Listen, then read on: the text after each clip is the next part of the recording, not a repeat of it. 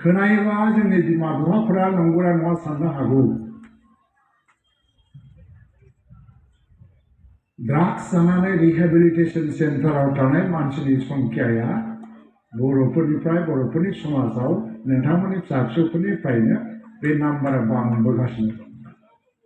पुनर्संस्थापन rehabilitation mental treatment होनांगोन मानसियाव लाबोफिननो थाखाय सिकित्सा खालामनांगोन ड्राग्स जानानै ड्राग्सजों बरबाद जानाय गथ'फोरनि संख्या बांगासिनो जोंनि संस्कारफ्राबो गोमालांदों साननो गोनां जाहैबाय दा जों होयोना होआ संस्कारखौ बा जोङो न'खराव फिसा फिसौफोरखौ बोरै बेंनांगौ माबायदि संस्कार होनांगौ बेफोरनि आदब खायदाफ्रा जोंनाव गोमालांजोब्बाय नामा दा बेफोर बिराद बारायनो हमदों आरोखि गोदो जान्थाजों सेबनाय जौ लोङोमोन दिनै नाथाय बिदेशनिफ्राय फैनाय नामि दामि जौ लोंग्रा मानसिनि संख्याया गोदोनिफ्राय दा खमायदों होननानै बुंबाय दाबो बारायगासिनो दं जौखौथ' देश बिदेश जेरावबो लोङो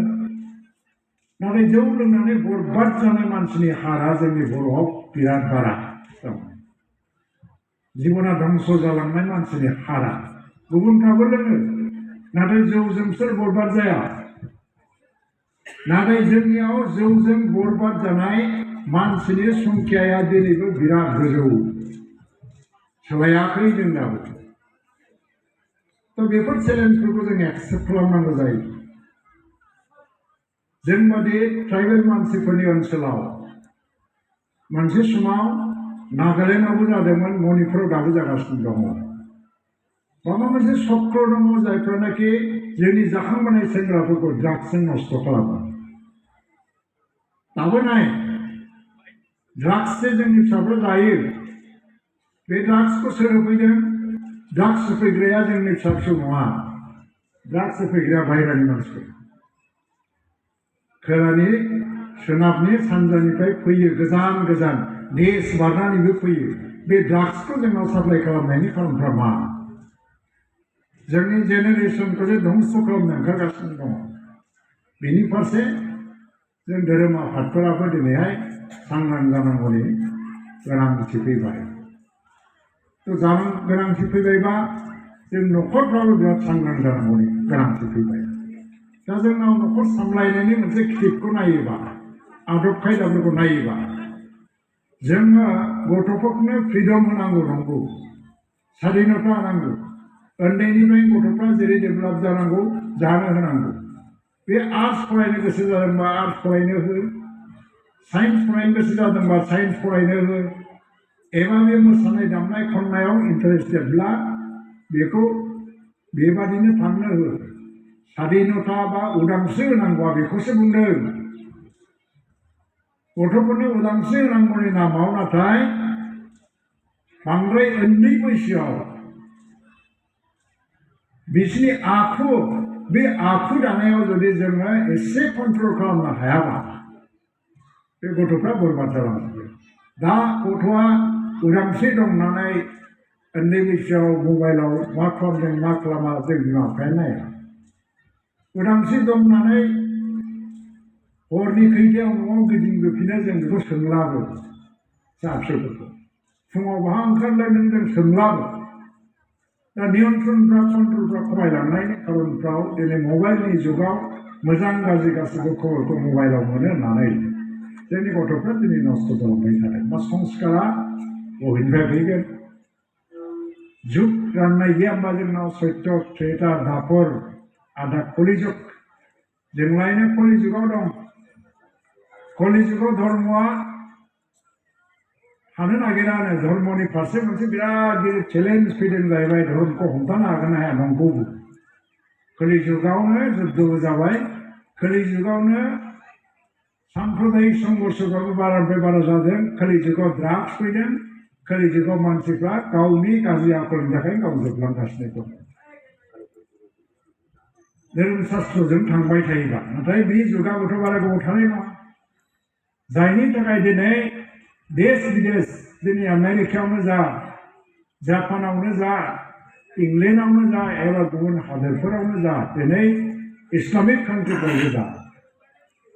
समाजाव धोरोमनि प्रभाबखौ आरोबाव गोख्रोंसिन खालामनो गोनां जाबाय होननानै बयबो दिनैहाय बेनि फारसे गोसो होदों धोरोम संस्कारखौ लाबोनो थाखाय इन्डियायावबो दा ओंखायनो आरो धोरोमनि संस्कारखौ गोख्रोङै लाबोनांगौनि थाखाय भारतबर्षआवबो दिनैहाय देशआबो सानदों प्रधान मन्त्रियाबो सानदों आरो समाजा दिनैहाय मोनसे अनुभब खालामफिनदों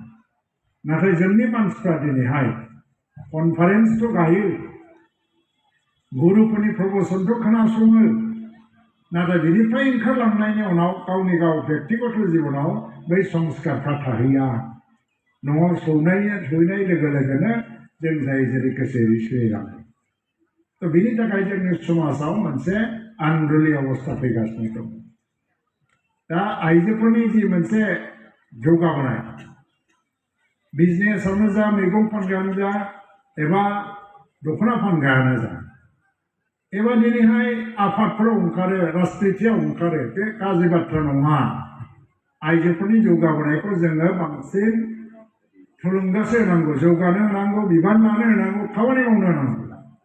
खारन मोनसे न'खरनि संस्कारा आइजोफोरनि सायाव सोनारो मालाबा जौस्राय बिफानि आखल आखुआ बिनि गथ'फोरनावबो गोग्लैया बिफानि गाज्रि आखलखौ फिसाफ्रा गाज्रि मोनो मालाबा नाथाय बिमायाबो जौस्राय जायोबा बिफाया जे गाज्रि खामानि मावदों बेखौ बुजायनो थाखाय सोर बुजायगोन बिमायाबो जौस्राय जायोबा दा बेबादिजोंनो जोंनि समाज बेबस्थाफोरा दिनैहाय गलाय गुजाय बारा जालांबाय थादों बेनिखाय आङो लुबैदों मा जों एगेइन मोनसे गुरुदेवा जोंखौ फोसाबलांबाय होननानै जों साबस्रांबाय होननानै साननानै थायालासेनो जोंनि धोरोम आफादफ्रा खेबसेबाव फिरिगासे समाज फोसाबनायनि मोनसे आन्दलन लाबोफिननो गोनां जादों मोजां शिक्षा लाथों मोजाङै सोलोंथाइ लाथों मोजां आखु दाथों जोंनि हारिमुआ थांनानै थाथों धोरोमा हारिमुखौ सोलायनो थिना आं बारे बुंदों माने मोनथाम ब्रह्म धोरोम आफादनि गेजेराव मिटिं जानायावबो आं फंनैसो बाथ्रा बुंबाय जे जोंनि रावफोर बाहायनाय आफाखौ बाबा होननाय बेफोर बाथ्राफोरखौबो आङो बुंबोदों जोंनि रावफ्रा बिदिजों गोमालांगोन गाननाय जोमनायाव जोंहा गोमो गोथां कालार दङ नंगौ बबेबा दिनाव जों गुफुर गानो थ' सब समाय गुफुर गानथारनांगौ होननानै जों जाबसिननानै दोननो हाया जोंनि बे ट्रेडिसनाबो गोमालांगोन दानिया मा जाबाय आं दा हेन्दलुम टेक्सटाइलनि मिनिस्टार बावैसो आसाम गभर्नमेन्टआ मा खालामदों जोंनि सि दागिरिफ्रा आर'नाइ दायोबा गामसा दायोबा बेखौ जों बायदों दा बायगासिनो दङ क'क्राझार थिथागुरियाव दहाय इन्सपेक्सन खालामनानै नायबाय आङो गानग्रा गामसायाथ' फैदों आर'नाइया फैयाखै आर'नाइया मानो फैयाखै आर'नाइखौ दाया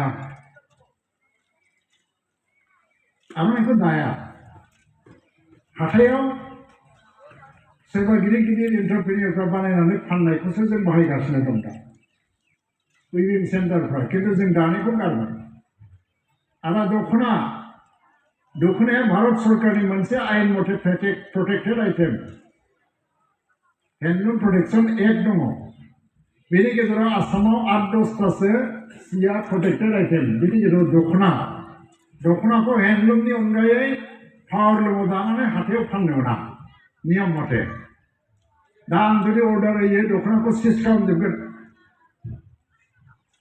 नाथाय सिज खालामनायनि परिनामा मा जागोन जिहेतु गामियाव दख'ना दाला नालाय बयबो बायनानै गानो दख'नाखौ मोननो थांनाय नङा दखानाव बै दख'नाखौ सिज खालामनाय लोगो जों जे गावखौ थागिबि होनदों थागिबि हारिनि सिनायथिया बबेनिफ्राय फैदों दानाय लुनाय कालसारनिफ्राय फैदों गोदो दंफां बिगुर बा थालिर बिलाइनि बिलाइ गाननानै थानाय बे हारिफ्रा लासै लासै गावनो गाव आखाइजों खुन्दुं दिरुन सि दानानै सि गाननो रोंनाय बे जाहैबाय थागिबि हारिफोरनि मोनसे आखुथाय जों मेसिननि खुन्दुंजों गाना थ' जाय हारियाव हेन्दलुम दं दाबो आखाइजों सि दानाय कालसार दं बिसोरनो थागिबि आरो आखाइजों सि दानाय कालसारा गैलाबा नोङो थागिबि नङाबो जानो हागौ दा बर'फोरनि बेलायाव दख'ना जों गानो भारत सरकारा आइन बानायदोंना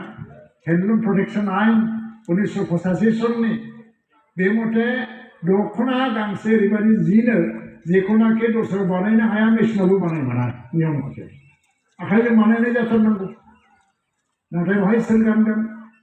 दा दख'ना दानाय कालसाराथ' गैलिया लासैनो दंलांजोब्बाय दा मार'वारिफ्रा बुंदों हाथायाव दख'ना फानग्राफ्रा जुदि नोंसोरो गामियाव आखाइजों दानाय दख'नाखौ जोंनो साप्लाय होनो हायोबा जोङो मेसिननि दख'नाखौ लाबो जोङो दा क'क्राझारनि मोनफ्रोमबो दखानाव नागिर आखाइजों दानाय दख'ना मोननाय नङा गासिबो मेसिननि दख'ना